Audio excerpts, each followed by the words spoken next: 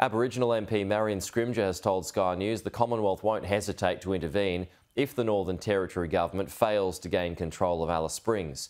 A decision to return alcohol to Indigenous town camps is under review and could be reversed early next month.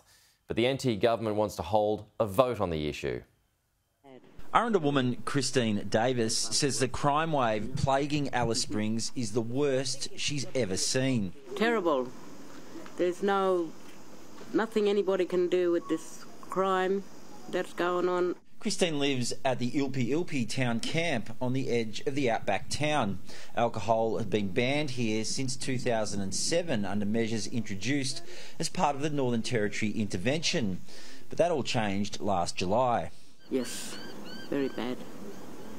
It was right before with the restrictions and everything, but as soon as the intervention finished, it's just gotten bad from day one.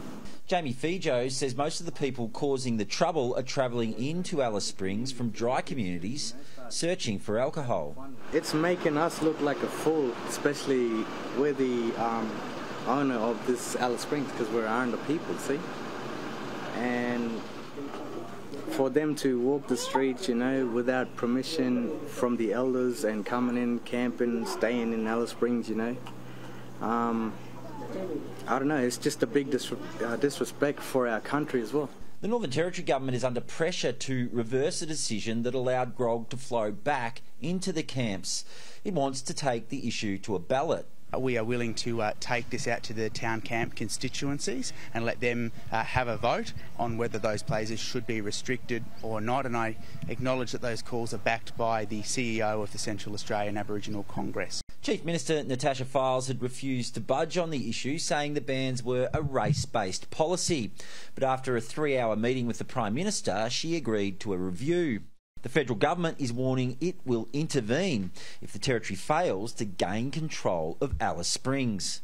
We don't want to come in over the top. That's never been the case for us.